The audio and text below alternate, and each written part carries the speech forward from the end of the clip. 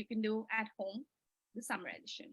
So we're going to start with understanding what is Montessori, why is it so important as an approach of education. We're going to look at why do we need to take some Montessori back home, like how am I going to benefit out of Montessori, doing Montessori at home. So what am I going to be taking home as a parent? Some resources, to look on the internet, and some reading recommendations, and some questions if you have any. So to understand Montessori, I think the main aim is that it kind of unlocks the potential in the child.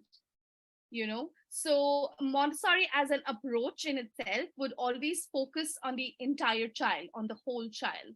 So unlike the mainstream education, which probably could be looking just on the academics, Montessori would be, paying attention to the child's physical development, the emotional development, the social skills, the cognitive development. So it's an entire approach. It's just not, going to school to learn math, language, and science. So it's an entire approach altogether. It is a classroom which is supportive and of a collaborative space. So, where the children learn to work together and develop their skills. Often we would have the older children. If you can look at the picture which I just shared with you, often we would see it's a very common scene in a Montessori classroom where an older child would be tying the shoelace of a younger child, or showing a younger one how to work with a particular Montessori activity. So all the time in the classroom, we are kind of working on how would you be in the community, in the society. How would you be as a person? So we are all the time working to help the child take things out of the school to the real world.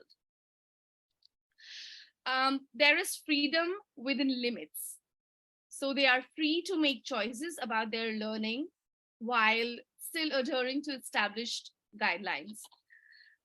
If you look at the picture which I just shared with you, so there's this child, she's pouring some water in another container, and she's probably washing something. A lot of things could happen here. The material from the tray could be flying around. The water could be splashing on other people. It could be just thrown. And I'm not just talking about accidents. I'm talking about certain things that the child could choose to do with the material that's placed in front of her. So that's exactly what is, freedom with limits. So we do give them materials to work with, but if you're not working with it the way it is supposed to be, worked with, we're going to take it away. So we give them scissors to cut strips of paper, but if you're choosing to cut your hair, it goes away. So they understand that they do have freedom. It is their freedom to choose what activities they want to do, but every activity has a certain limitation or a certain rule that they need to follow. I want to share one more thing here. Often I've had parents asking about, my child, when I asked my child to finish the math activity at home, he said he doesn't want to do. What do I do?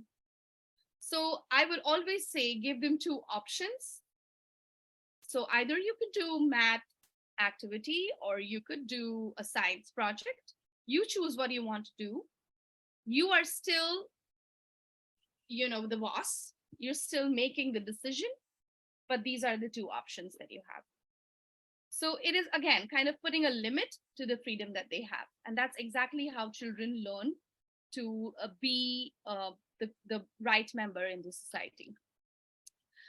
The next point is fosters freedom, fosters independent thinking, problem solving, self-discipline, and responsibility. Again, in Montessori, as an approach, we would never give answers to the children. We would instead ask them a million questions rather, so that they can um, they can they can learn to solve their own problems. The next picture is a very good example here. So it is the knob cylinders, the 4 blocks of knob cylinders. You have to first take out all the cylinders out of the cavity and then mix them up and then learn which cylinder goes in what cavity. Very interesting activities. Children will learn through their exploration, through discovery, which cylinder goes where, sorry, and how the problem is solved. Um, Again, the last point would be better social skills. Learn to respect, your environment, your friend, and the material. Excuse me. Um, Here. So the little girl is doing the activity, and what we see next to the little girl is a little boy who is just not observing his friend, but is kind of applauding. I mean, if you think about it, it's such an important social skill to respect others and also appreciate others' work.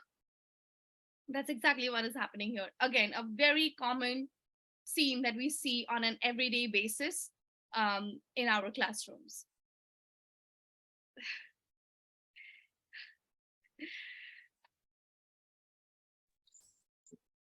Uh, so why take Montessori home? Why do you need to take some Montessori home?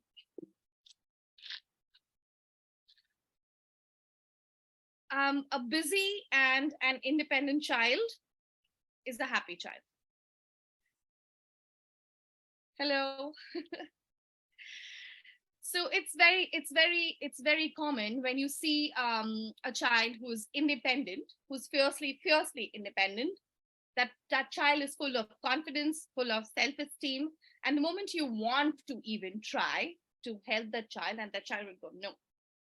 So we have children as young as 2.5, 3 years old who would take the stairs by themselves, go up and go down, come down, use the washroom, get dressed, even in the winter with their entire snow boots to snowsuit to hat and mittens all by themselves, and get really mad even if you offer them to help, because they feel, why do you need to help me? Because if I can do everything by myself. So a busy child who is an independent child is always going to be a happy child. Also, in summer, you'd be home for 2 months.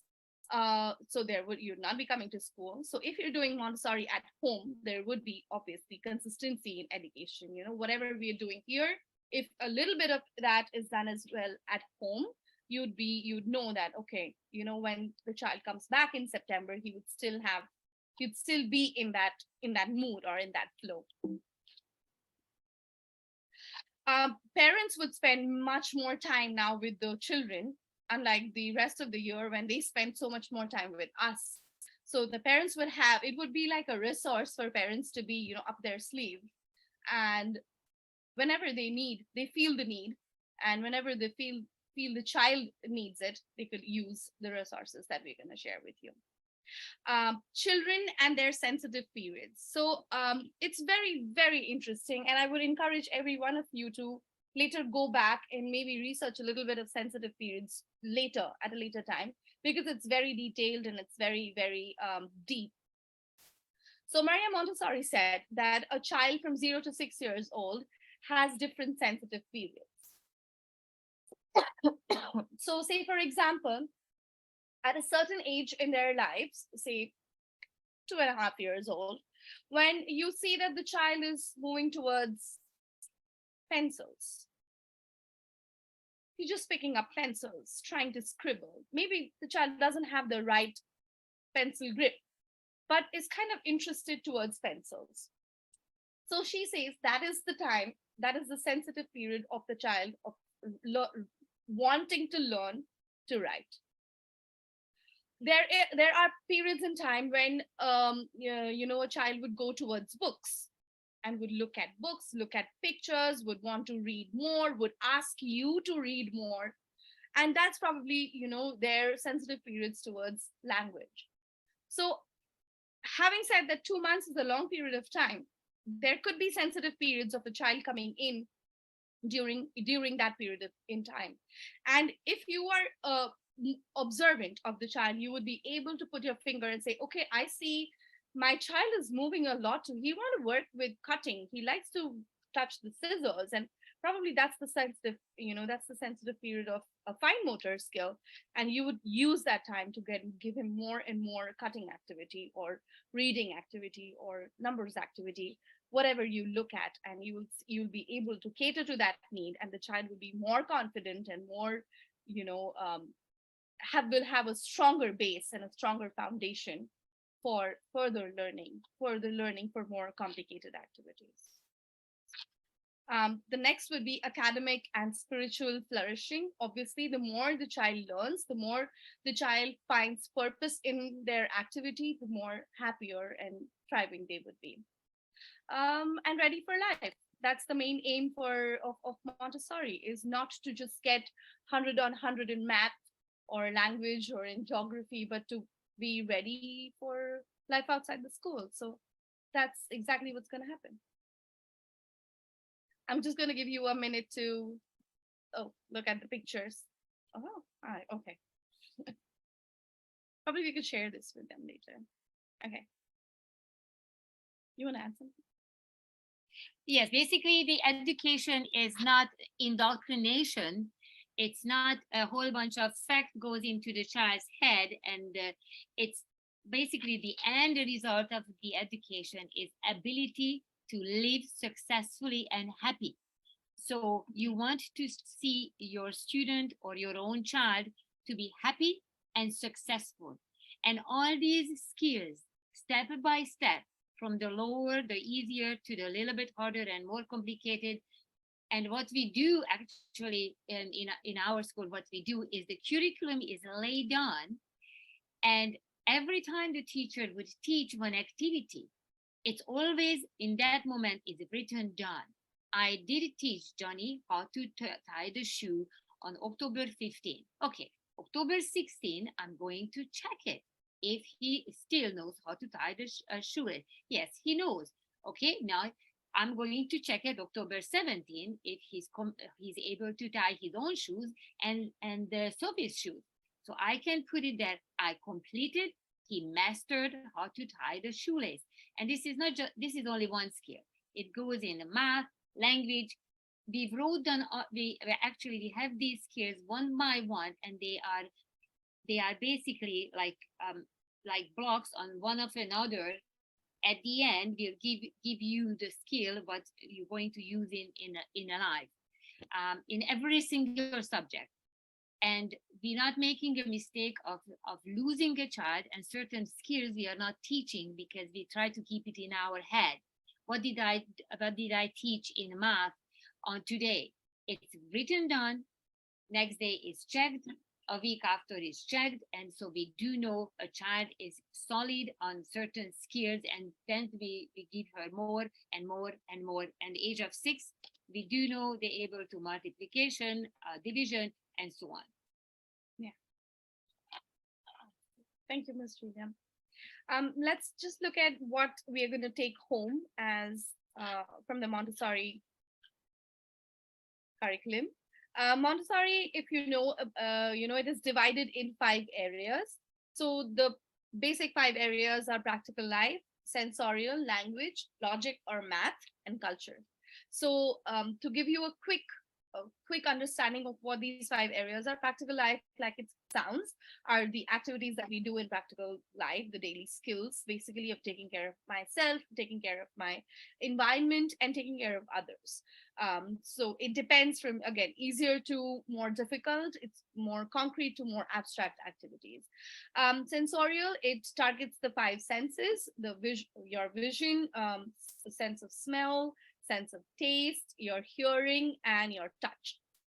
So they understand, not only identifying colors, but even to an extent of grading colors.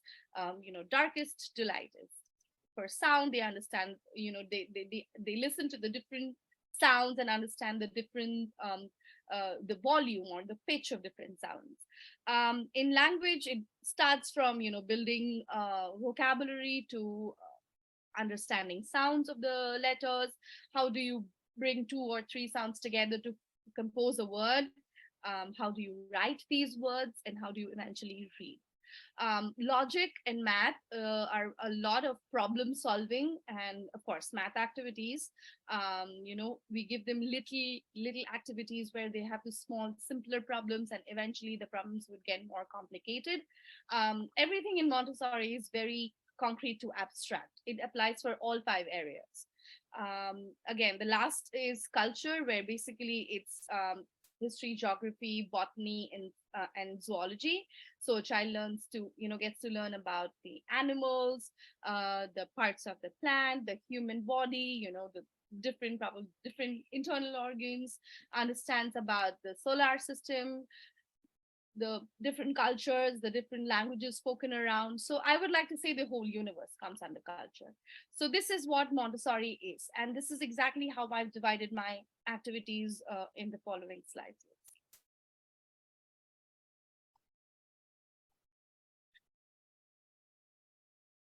The first are the practical life activities. Now, this slide mainly would show the activities for the younger children. I would say till 6 years old or so. And the next slide I would speak about a little older kids, the activities that you could be doing with the older kids. Making your bed, because why not? You wake up in the morning, and the first thing that you want to do is take care of your environment, take care of yourself, and you can start by simplest activity. Obviously, younger children might need a little bit of assistance in the beginning, and as and when you see that your child is getting independent, you just move yourself away from there. It might not be the best way that the bed was made, but we have to appreciate and applaud the effort the children are making. Do we have questions? No? Okay. It's okay. We're just trying to. Okay, awesome. Watering plants. Again, a very popular activity that is done in every classroom here in our school. They love to take care of plants. It's really very interesting to see the joy they have on their face when they see the plant growing and the little flowers coming. Just today, as a matter of fact, we went outside because it has been raining since yesterday, and we were not able to go outside a lot yesterday, and we went outside today for about 15-20 minutes or so, and the children were surprised to see the vegetable garden at the end of our playground, because they said, what, they're little tomatoes. They call me, Mistina, come see, there are little tomatoes there. And the happiness is so pure, and it is so beautiful. And yeah, so I feel this is a beautiful activity that can be done at home, where they're watering plants, or even planting seeds. It's amazing to see them, witness seeds to plants. It's a beautiful way to learn about science, about how seed grows, about how plants have life, and keeping themselves busy. Pouring liquids, especially with the younger children, we would always say, oh, you don't have to pour yourself a glass of water, let me do it for you. And it is amazing when they can do it by themselves, and we say, okay, you're going to pour your own milk or your own water. It's beautiful. Will they spill? Yes. Will they make a mess? Probably. So what are we going to do about it? We can encourage them to clean their mess. But eventually they would be so confident, they will learn the skill so well that they will be able to do this activity on their own. We have very young kids who are serving themselves food, water, and also serving the others, as a matter of fact, food, like even as young as preschoolers. The next one I wrote is matching socks. It could also be matching pairs of clothes, like a skirt to a top, or clothes like that, or even folding towels, as a matter of fact. Again, it is not only a practical life, it's sensorial too for younger kids. They know, okay, these two go together. They learn visually, they know how to match things, and then they learn how to fold socks and how to put it away in the drawer, even folding towels. arranging flowers and making flower bouquets, peeling and cutting vegetables. I would like to add that kitchen is one of the most popular places in the entire home for a child, I feel. And it's such a beautiful place to build or bond with your child, whenever you're cooking or making a snack, just invite your child to come with you, and then they can do a simple peeling and cutting vegetables. It doesn't have to be the best, but they can always help you um, do that. Washing and cleaning tables or dusting tables, again, they love it. Cleaning toys is something that belong to them, and if you give them the responsibilities of taking care of their own toys by washing them, again, it's not only a practical life activity, also sensorial, with the bubbles, with the soap, everything, but they love it. Again, very popular after every meal time, and also after playground time. Sometimes I would have children, they don't even need to ask me anymore. They would just go get the broom and the dustpan and sweep it up. You could make it, like, you can fit it in a schedule if you want sweeping. And when you fit it in the schedule, eventually you will see that the child doesn't really need to wait for the schedule. If he sees dirt on the floor or mess on the floor, he would just automatically, naturally, just like adults, take the responsibility and sweep it off, clean it. Again, preparing a small snack, because why not? I do have some pictures here.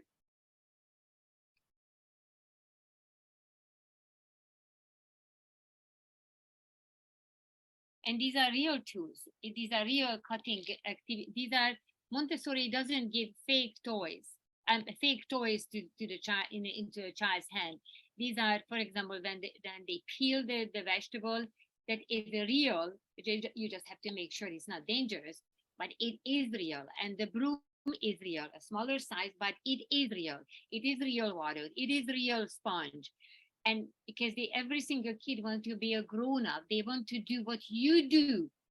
They don't like to be looked at as a baby, or as a not taken seriously. No, you are a grown up. Basically, the only thing is their disadvantage because they are in a smaller body. Mm-hmm. Exactly. Yeah. I think that's exactly where the difference between Montessori materials and toys are. In a Montessori classroom, you'll not find toys. They are all real objects, but just like probably a smaller size. So yeah, that's exactly what it is. The next slide would be activities which are probably for a little older kids. So learning to use the sewing machine. They say start early, and the sewing machine would not be a difficult activity anymore. I don't know how to use a sewing machine. Unfortunately, nobody had ever taught me how to use it. And when I try to learn it now, it is really, really hard. So it's very interesting when children learn such difficult activities at an early age, and it's very inviting for them as well. Quilting, knitting on the same lines, assembling furniture. So you just ordered a table, and you could always ask your child to help you fix the legs of the table or help you screw. What better way to generalize the fine motor skills that you're learning in school, right?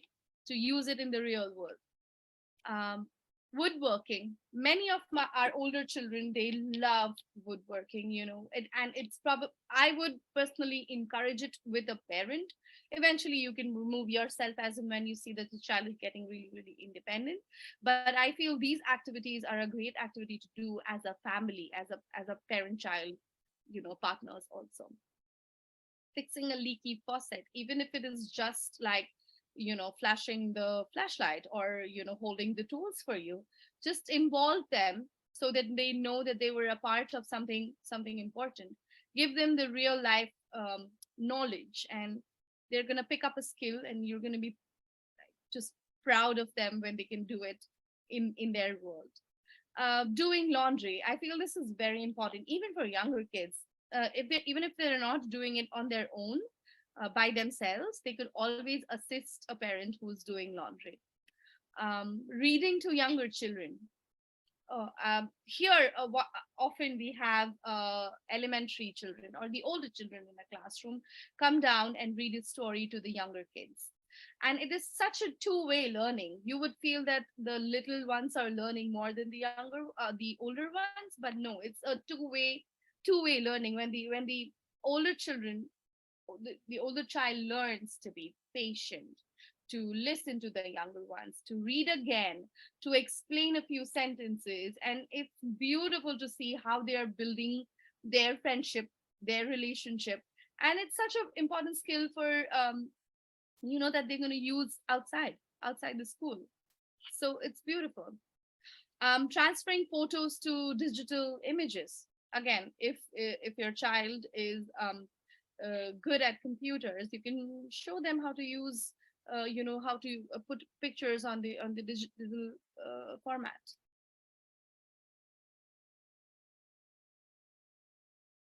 Yeah. Are we good till here? We've covered practical life. Awesome. Okay, beautiful. Okay. Sensorial activities. If you go and look it on the internet, there are a million sensorial activities that you can do with things that are already in your kitchen. Believe it or not, it's as simple as that. When we say sensorial, it's usually wet and dry. So you can probably make a homemade Play-Doh, which I think we've made a million times here at school. It's a few, 3 or 4 items that is, I'm sure, is already in your pantry, in your kitchen, and you can make Play-Doh with it. Pasta necklaces. Oh, they love it. But we divided pasta in 3 different bowls, and we put some food coloring, shook them, and the pasta changed its color, and then we threaded them into a necklace or bracelets. Some did it for themselves, some made necklaces for their parents, and they took it home. A beautiful, engaging activity. The next is painting using different mediums. They love it. So I remember last fall, we went outside and we brought some dried leaves, and then we tried to paint using those dried leaves. Otherwise, you could always use your finger, your palm, and anything else. Vegetables, like I've also added here, potato printing or potato painting. You just cut out different shapes on the vegetable, and you dip it in paint and you print it. We have a question. Hello, I like the way you're teaching children, but there's some concern. I just how do you balance? Because in your like the Montessori, the teaching, how to say project, they are using the real object, right? Yeah. So there's lots of the food, like you said, like the puzzle, not puzzle, pasta, right? Yeah. To balance is waste, because when you use that one to do the necklace, that is a kind of waste, right? When you peel, like you peel the potato in the kitchen area, right? Like because you use real project. I really liked that point, the point, but I just wondering, how do you explain to the children the food for eat, not for play? Yes, so that's a very important point, and I love that you brought it up. It's very, very interesting. Having said that, there are many ways you can use paint, and you can use, you can not use food. That's absolutely your choice, and that's beautiful. And you could use, these little stamps that you get in dollar store, and you just go stamp on the stamp pad and go stamping on your paper. It's absolutely your choice where you would decide whether you want to use food items like pasta or a vegetable, or you don't want to use it. It is. Did I answer your question? Kind of, but the things I want to use real one. I want to use real, but I at the same time I want the children to know the food is not for the waste. That's a very good idea. Sure. Just to give you a little more idea of what happens for sensorial in a classroom, in a Montessori school. When you go look at the shelves, on the sensorial shelves, you will never find food. you would find the sensorial materials, and these all materials are made of wood, or they are made of metal. So nothing is a waste when it comes to sensorial material. But what I'm discussing here are some ideas that you could choose to work with at home, because you don't have sensorial materials at home, right? So I'm just giving you a bunch of new ideas what you could choose to or not, and use them as an idea to do at home, working with the sensor. Good? Awesome. Okay, beautiful. Next was, again, on the lines of painting. You could always go, just get a bucket, a brush, and water, and go painting on the concrete. And they love to see how the whole thing, evaporates, and make more drawings, and furthermore drawings and things like that. It's a beautiful activity. Playing with the mud, they love it. So give them planters, and when it is a rainy day or so, go play in the mud, get yourself dirty, and that's beautiful. It's sensorial, it's fulfilling, and they love it. Pop the bubble wrap. So you just get bubble wrap, and you could use it with paint, or just pop it like we pop it. Yeah, they love it too. Sand gardens. You could go take your child to a park which is close by, and let them play in sand. Very, very sensorial. Again, you can make these beading necklaces with pipe cleaners and little beads, and make little bracelets and so on. Rain stick, again, a beautiful idea. We used to make rain sticks, not really rain sticks, but little drums with a paper cup and rice, and move those, or grains, and move those. In the dry area, in the dry sensorial part, you could go for pine cones and feathers. So you could just go for a nature walk, and pick up pine cones and feathers, and talk about it, and see how they feel different, how they look different, and so on. Bubbles never get old, with the children. They love it. So play with bubbles, and on a hot day, probably, which we're looking forward to, hopefully, we'll see. Take a bucket of ice cubes, and go on your backyard, and just play with the ice cubes for a bit.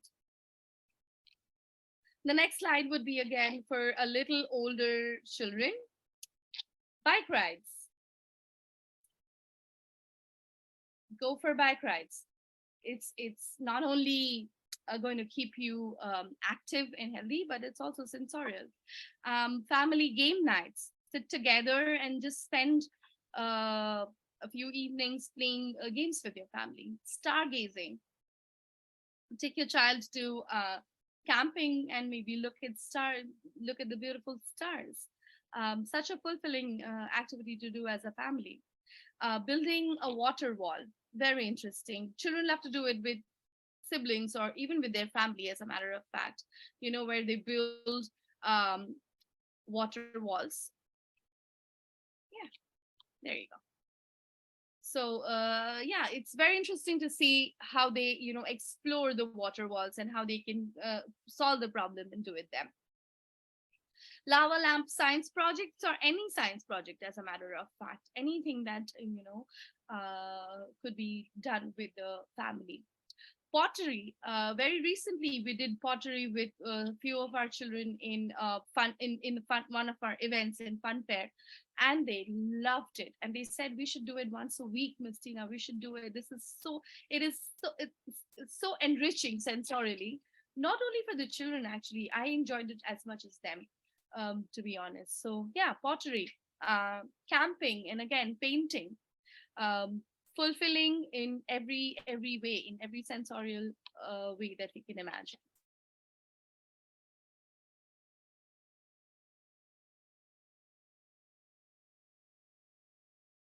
So now we look at some language activities for the younger group.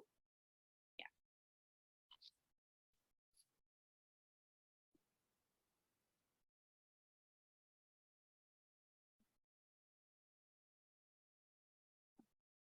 Just a second. Oh, all right. Okay, word games.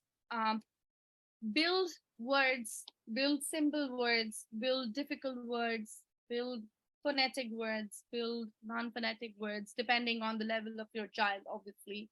And compose words and see how well they can bring in sounds together to form a new word. This is one of the foundation activities in language, as a matter of fact. And I've never ever heard of this approach except for Montessori, and it makes so much sense. It is so concrete that it gives a very strong foundation to the children for further difficult activities like reading. So build words. Crack jokes. Crack jokes in front of your child, and of course, child appropriate, and encourage your child to crack jokes too. I once had this child, I remember, about 3 years old, who would come to me and uh, crack like a 10 knock knock jokes every day, and half of them did not make sense, but she understood the concept of jokes. She understood that I'm going to say something funny and then everybody's going to laugh at it, and we did. And it's not only just a language skill, but such an important social skill. Like you're laughing at a joke, and it's you're building, making friends, and you're laughing together, and you're teaching others to crack jokes too. Very important. The next would be riddles. There are so many riddles. If you find them online, or even there are certain books that you can find riddles in. And yeah, it makes the child think about like certain situations, problem solving, and encourage your child to give you riddles too. It works again the same way as jokes, I feel. Rhymes. I feel we've been taken over by Coco Melon a lot. Though I don't have any problems with Coco Melon, because I feel they're bringing back some of our older poems and rhymes too. But I do believe that children should learn how to, say rhymes and things like that, because it's one of those skills that is kind of getting lost in today's life. And it's always interesting when a little child could say, little rhymes and little poems. Of course, having said that, of course it helps to learn language and learn vocabulary, learn simple sentences, learn rhyming, a lot of that. Homonyms, such an interesting activity for a further learning, so they can not only just, you can show them pictures, you can show them different words, and then they would come about certain homonyms and say, give you examples of the homonyms that they've come across. It's very interesting. Again, it pushes the child to think, pushes the child to observe, and of course learn language. Storytelling and reading. Well, it could be as simple as reading, which is probably done, it could be done at bedtime, or it could be done at other times. It could also be like a simple puppet show. It doesn't have to be expensive. You could use the pair of socks that you have at home and just make them look like puppets. I mean, it doesn't have to be out of the way, extraordinary and everything. Children have great imagination, so they can see what you're trying to say. But storytelling is such engaging activities, and so much, um, if I can say so, better than iPad videos, because it encourages conversation, a dialogue, discussion about what they heard, clarifying of words maybe they don't understand the meanings of, and so on. It has so many different ways of developing language. Again, songs. Children are performers. Children love to sing. For the older children here, I could say that you could add like karaoke's, where they could read the song and sing the song on the mic, and also, yeah, and otherwise also like singing for the younger kids. Uh, Tongue twisters. It is funny. It's interesting. It is catchy. It is it's it's beautiful. It's a beautiful way to, encourage language development in children. Just a few days back, I heard a group of my kids for the first time playing rock, paper, scissors in my class, and I've never heard them, play it. It's so interesting that they pick up from older kids and they pick up from parents and they pick up from, their environment.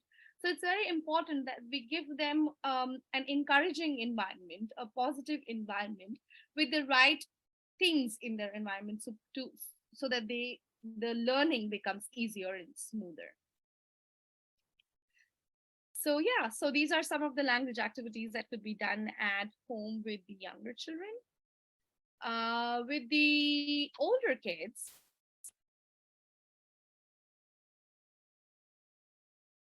a word a day vocabulary builder. It's very interesting. So they can just have like a notepad and they write down the word of the day. They look into the dictionary for the meaning. They look how this is used in a sentence, and that way they can make their own list of words and develop their vocabulary as they go. Very interesting. Poetry reading and writing. Reading poetry, you could start reading the classics with your child and explain to them what they mean and ask them what they feel about it, how they like the poetry, and also encourage your child to write if they're interested in writing. Sorts for improving sentence writing. Again, this is a little for the older children, where you get these little sorts which would kind of give you some guidance to the child to help them, build sentence right grammatically, and in different ways and so on. We do have a Montessori activity on building sentences, which is called the phonetic farm and the non-phonetic farm. It's a very interesting activity. It is like a list of material, and they can build different kinds of sentences out of it, and they learn how to read, they learn how to write the sentences, they learn the different syntax, the different grammar in the sentences, and it's beautiful. It's on the similar lines, I feel, sorts for improving sentence writing, where the child gets a little bit of guidance on writing the sentences. Listening to audiobooks. I would suggest, obviously all the time, to parents to kind of first listen to the audiobooks before they give it to the child, just in case, to be sure that they know what the story is about. And later you could always go into discussing what they heard, and if there are any words that they don't understand the meanings of, and so on. Again, a very interesting and a very new way of increasing their vocabulary and developing their grammar. Journaling, it could just not be writing, but it could always also be like drawing pictures, and they could write about their day, they could write about their friend, their favorite, a restaurant they enjoyed, and so on. So yeah, that's a great idea.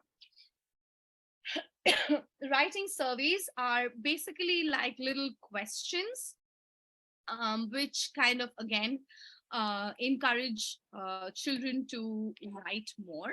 So say, for example, you took your child to the zoo, and if you want to find writing surveys in zoo, so they would have questions basically like, what was interesting, which animal did you find was very interesting, and which animal did you see for the first time, or questions related to a trip to the zoo or a trip to the museum or so on. That would encourage the child to write more and write one sentence, probably a paragraph, and so on. So yeah, again, these are all like the surveys and the sorts are easily available on the internet. It's just a print away, and yeah, you can always work with your child and yeah, do it together. I would always suggest work with your child and make use of this time to build more relationships and make more better memories. Math or logic. For the younger kids, there are a million of activities that can be done at home, really. Um, Counting objects in everyday context, putting things in rows, in lines, finding objects that go together. There are very many different kinds, that could be as simple as matching shoes to socks to more difficult, concepts and difficult activities. Board games that are built around math activities. Identifying shapes at home, very interesting. I will have to share this with you. There's this child who called the supervisor, not the child, the parent called the supervisor and said, my child is saying he saw rectangular based prism in the kitchen. And the mother did not know what is a rectangular based prism. It is a solid, it is a name that a child of the shape that the child learned. And and they saw it in the kitchen, and they identified it, they generalized with the learning, and they could just go ahead and learn more. Talking about picture place in a book. So while you're reading a book and there are pictures, so you could say that, oh, the picture of the cat is on the left page on the right top side. So the child is understanding spatial placement on a book. Very interesting. Mapping, map your home, map your neighborhood, map your room if you want. Measuring while cooking. So if you plan to bake, you could always measure, say, milk or flour or whatever. It is always very interesting to see and very easy to look at these numbers and understand, numbers in such fun way. Comparing size, not only big and small, but medium, and so on. Oh, they love it. Planning a party. So how many people would be coming? How many cupcakes would you like to buy? And things like that. So it's taking a math activity and bringing it in the real life, and then understanding it in the real sense. Legos is one of the toys. I should say I'm a big fan of Legos. So playing building activities with Legos, you could make a tall tower, a short tower, and so on. You could make bridges and whatnot. Mixing math into bedtime reading, and then just add math into it, because why not? I'm gonna leave the pictures here for a bit.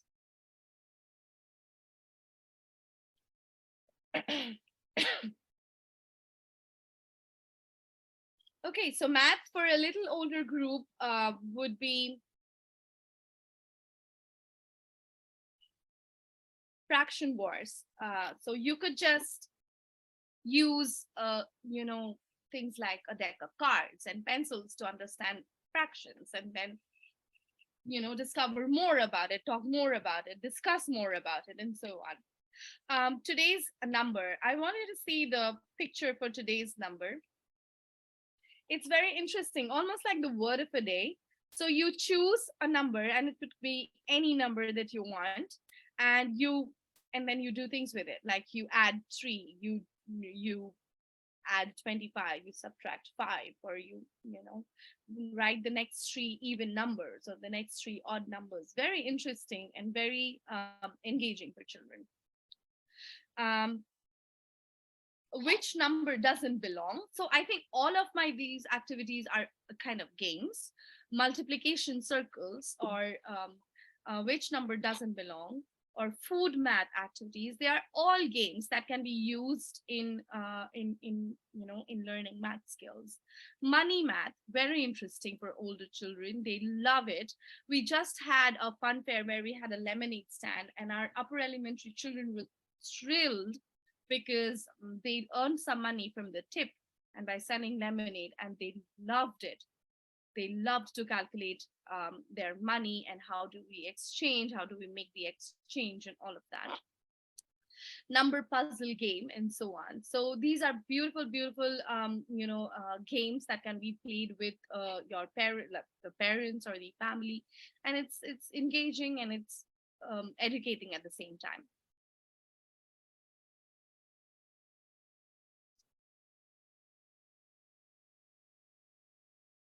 Culture activities. This is again for the younger group. The first one, what I have here, is listening to songs. It can never go wrong. If you go on the internet and look for, culturally rich culture, different songs from different culture, you can find lullabies for kids. You can find other songs for kids from the different countries and so on, and they love it. Children love it. In my class, we have this thing of saying hello in the morning, sometimes in different languages. So we would go, from namaste to ni hao and hola and bonjour, and we'll try and touch as many languages as we can and learn it, or say, I'll probably learn how to say thank you. There are also many board games, that depict a particular culture. You could also play a board game with them from a different country. Take your child out for a local ethnic dinner and enjoy the different kinds of food that people eat in different kinds of worlds. um, Reading books, um, read stories from a different country and understand about their culture. Make crafts, learn to say simple phrases and sentences in different languages.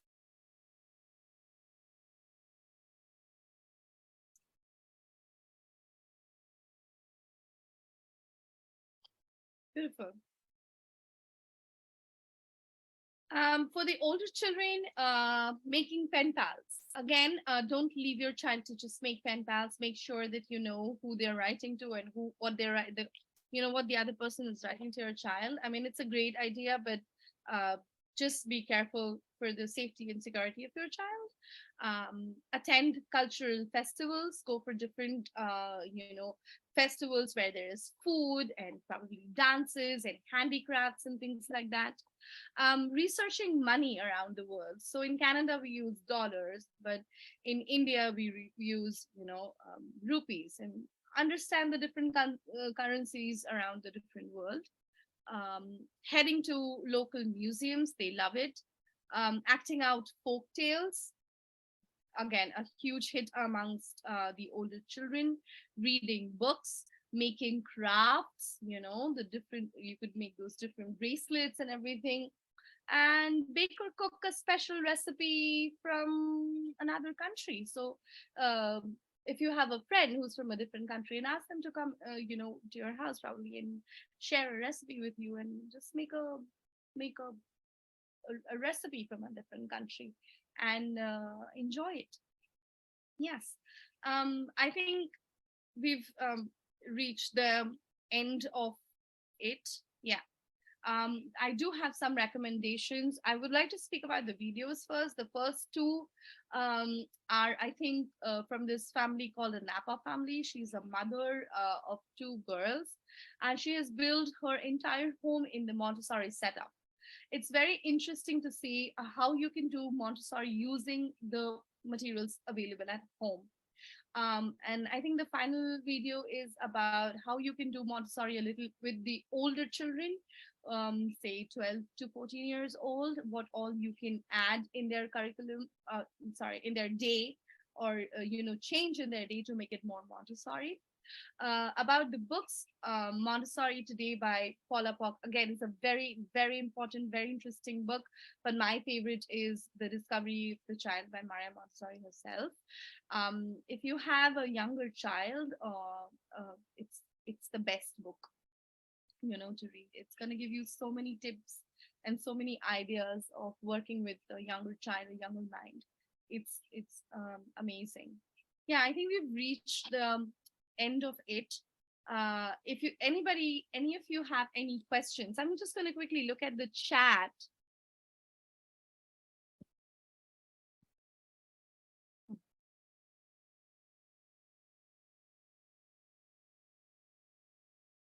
Okay, beautiful. Okay, awesome. Okay, does anybody have any question?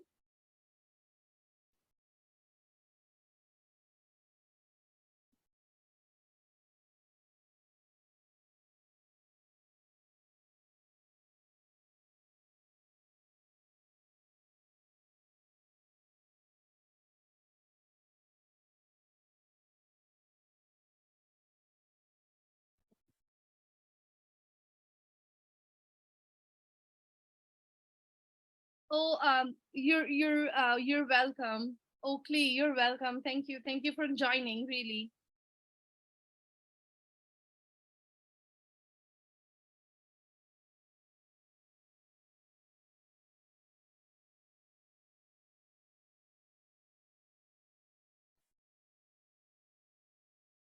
I'm gonna give you some more time to think if you have any questions for me.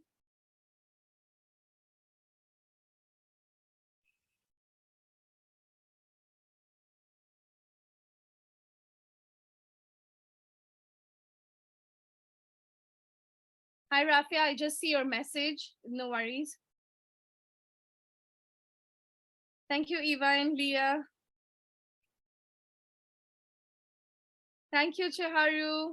Thank you. I'm going to pass it on to Miss Julia.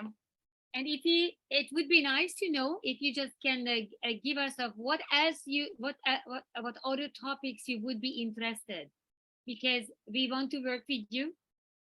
We can also take advices, and we would love to know what other type of question you might have, or other areas we can explore. Okay, so please let us know what would you like to hear, and have yourself amazing summer, and hopefully we see you soon again. Thank you. Bye-bye. Thank you, Paula. Thank you. Thank you. Have an amazing evening. Bye-bye. You.